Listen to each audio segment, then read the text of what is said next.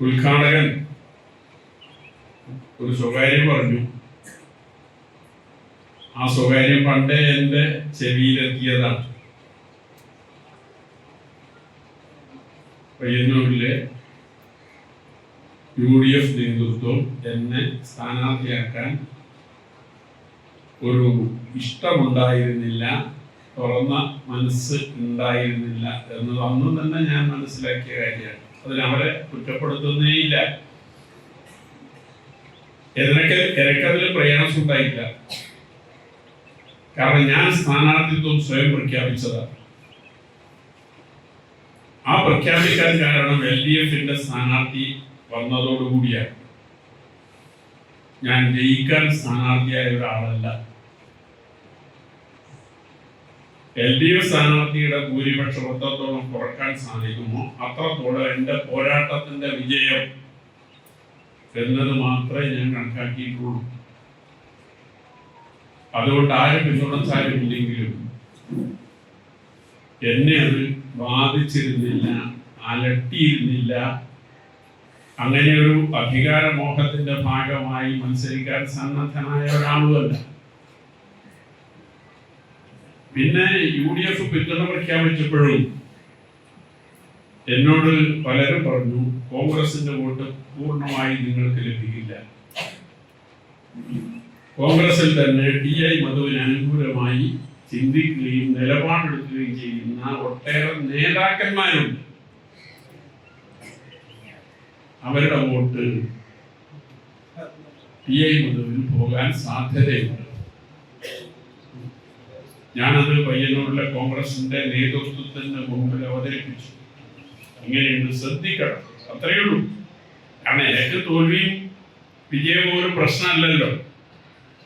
പക്ഷെ നിങ്ങളുടെ വോട്ട് കുറയാതിരിക്കേണ്ടത് നിങ്ങളുടെ ആവശ്യമാണ്. ഒരു കാര്യം കൂടി ഞാൻ പറഞ്ഞു, എന്റെ വിജയമോ പരാജയമോ അല്ല, കേരളത്തിൽ നിങ്ങൾക്ക് അധികാരത്തിൽ വരാനുള്ള ഒരു തെരഞ്ഞെടുപ്പാണ്.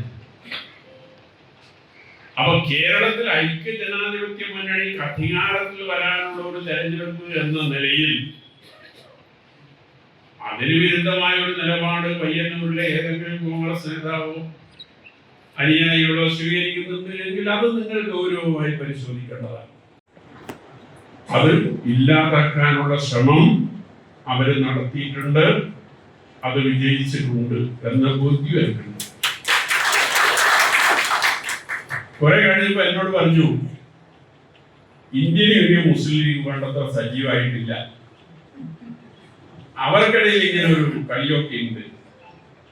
കൗവായിന്ന് വലിയ തോതിൽ വോട്ട് മധുവിന് പോകാൻ സാധ്യതയുണ്ട്, കൗവായിന്നും പെരുമ്പിൽ പോകാൻ സാധ്യതയുണ്ട് എന്ന് എന്നോട് പറഞ്ഞു. അത് ഞാൻ അവരുടെ ശ്രദ്ധയിൽപ്പെടുത്തി. കൗവായി പറയാൻ കാരണം മധു ഒരു 4-5 ദിവസം അവിടെ കേന്ദ്രീകരിച്ചുകൊണ്ടാണ് പ്രവർത്തിച്ചത്. തെരഞ്ഞെടുപ്പ് പര്യടനത്തിന്റെ ഭാഗമായി ഞാൻ പാലത്തറ പള്ളിയുടെ മുമ്പിൽ പ്രസംഗിക്കുമ്പോൾ ഒരു കാര്യം പറഞ്ഞു, ലീഗുകാർ ഒരു ദിവസം ഉപയോഗിച്ചാൽ അവരുടെ വോട്ട് മുഴുവൻ ചെയ്യിക്കാൻ അവർക്ക് സാധിക്കും. അതുകൊണ്ട് ഒരു പിരിവിലാതിയും എനിക്കില്ല, ഒറ്റ ദിവസം മതി അവരുടെ വോട്ട് ചെയ്യിക്കാൻ. കാരണം എനിക്ക് മുമ്പത്തെ അനുഭവങ്ങൾ അറിയാം. അതും വോട്ട് ചോരാതെ മുഴുവൻ വോട്ടും UDF-ന് അനുകൂലമായി UDF പിന്തുണക്കുന്ന സ്ഥാനാർത്ഥി എന്ന രീതിയിൽ എനിക്ക് ലഭ്യമായിട്ടുണ്ട്. ഇതെല്ലാം ചേർന്നതാണ് ഈ വിജയം. അതുകൊണ്ട് വിജയം പറഞ്ഞാൽ ഈ ഒരു കാര്യം മാത്രമല്ല, ഇതുപോലുള്ള പല കാര്യങ്ങളും ഇതിനകത്ത് ഉണ്ടായിരുന്നു. പക്ഷെ അതെല്ലാം അതാത് സമയത്ത് ഇടപെട്ട് പരിഹരിക്കുന്നതിനും ഒറ്റക്കെട്ടായി മുന്നോട്ട് പോകുന്നതിനും സാധിച്ചിരുന്നു.